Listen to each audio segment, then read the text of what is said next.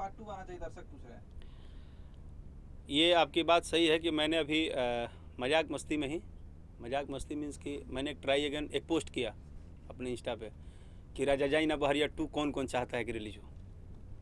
मैं बहुत खुश हुआ कि सिर्फ एक लिखा हुआ था, होता है ना, उस पर ऐसे डाला था बिना फोटो उठो के। 1000 के करीब मतलब 1000 के करीब कमेंट है और मैंने अपने पेज पे डाला है।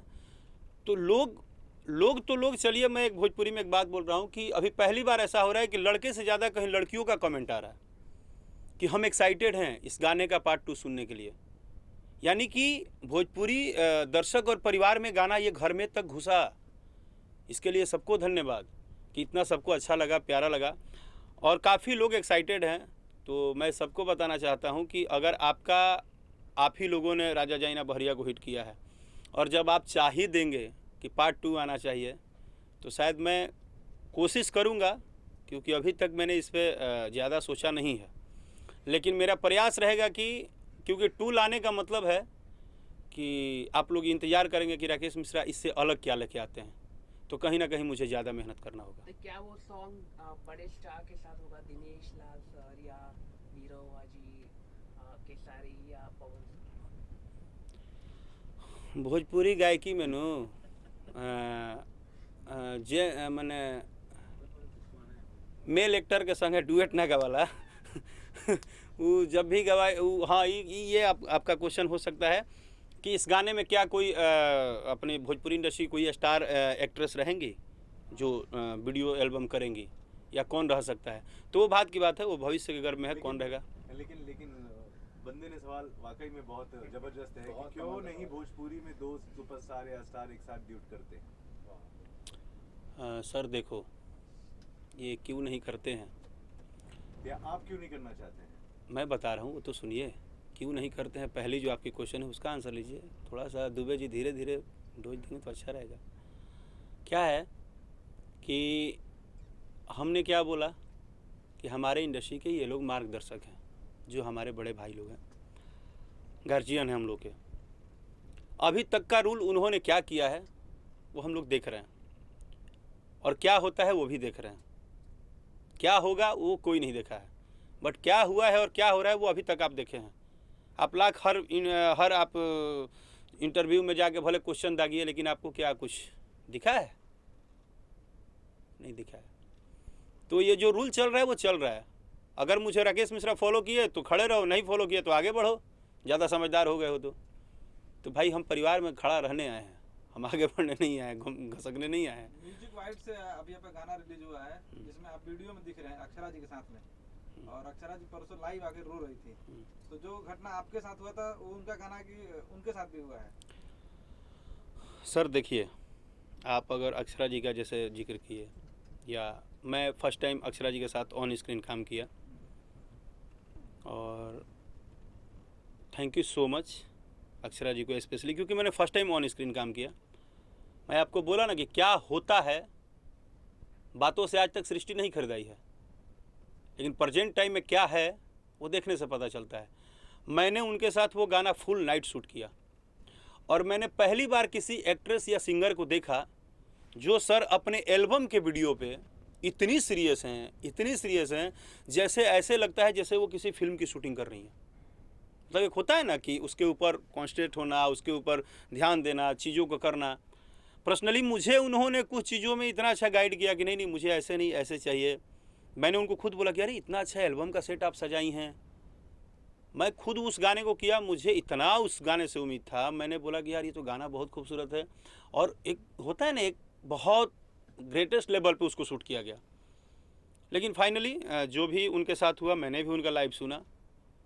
तो अक्षरा जी के लिए मेरा कोई सलाह नहीं है, क्योंकि वो मेरे से काफ़ी टैलेंटेड हैं, काफ़ी फिल्में कर चुकी हैं, काफ़ी एल्बम।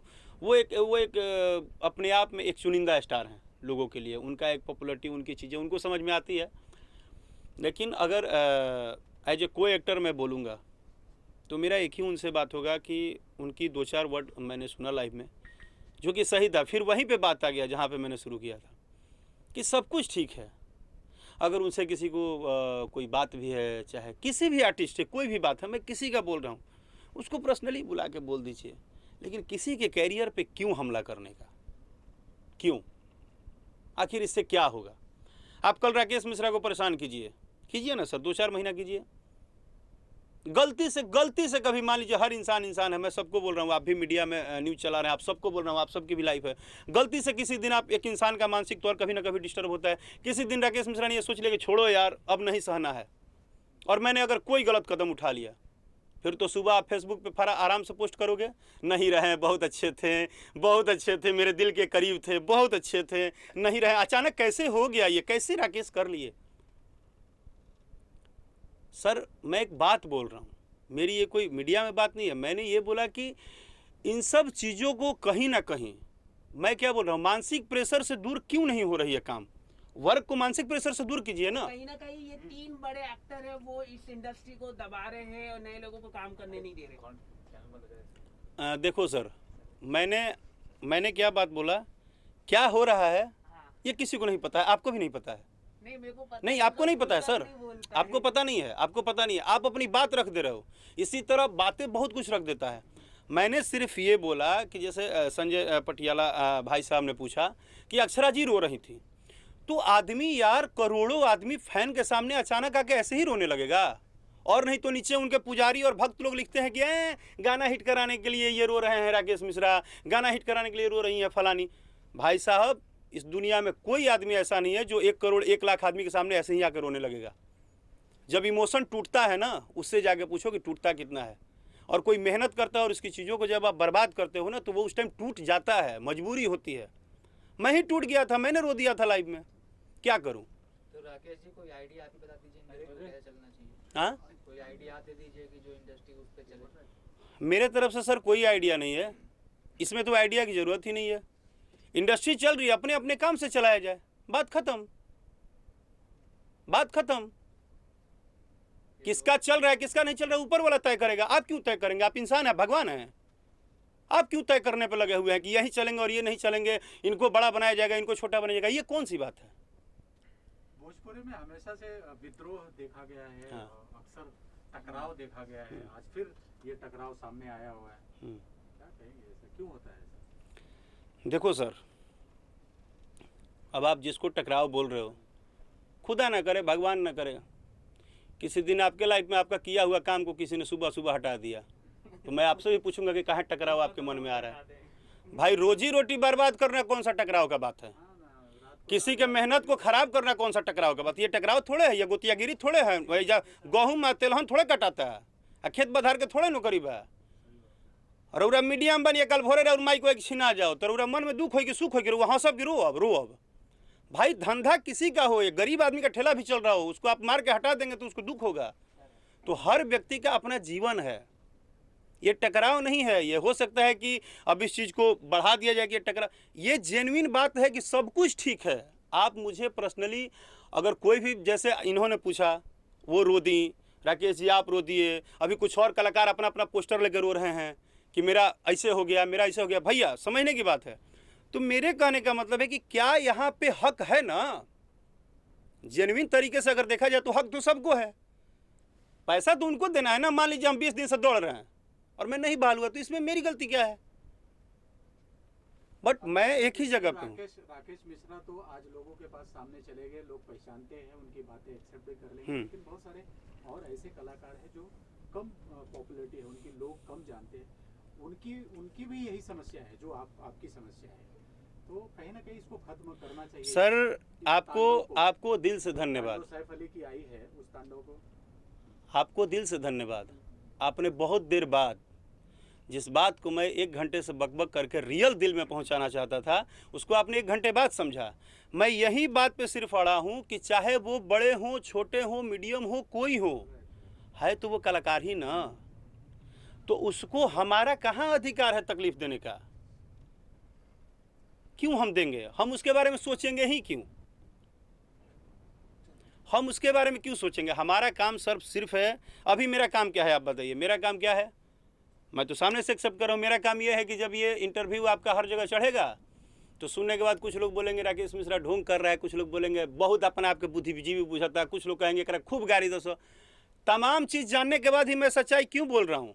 क्योंकि अगर मेरे बोलने से या मेरे कहने से किसी भी कलाकार को, किसी भी लोगों को या किसी भी तरह की चीज़ों में सिर्फ यही तो सर समझना है कि हमें अपने वर्क से मतलब है। चलिए हमको एक लाइन अभी का करना बात। क्या है, हमको 2 लाइन गाना है इस गाने का और फिर यहाँ समाप्त करते हैं, राइट?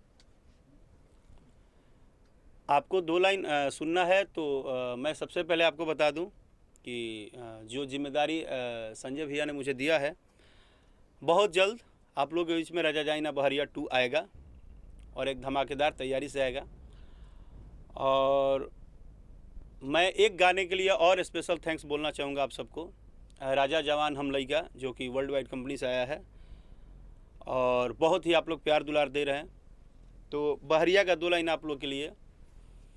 कि मारो जानी जोर दे बाटे कमजोर राजा, फाटे लगी नस तोड़े तोड़, ए राजा तानी जाई न बहरिया, कि टूटत बदन पोरे पोर, ए राजा तानी जाई न बहरिया, कि हमर नया नया गवाना, कि नया तकिया बिछावाना, नया चोली के खोली, तू बनवल खेलावाना, कि मारा जनी जोर दे बाटे कमजोर राजा, फाटे लगे नस तोड़े तोड़, ए राजा तनी जाई न बहरिया, टूटत बदन पोर पोर, ए राजा तनी जाई न बहरिया।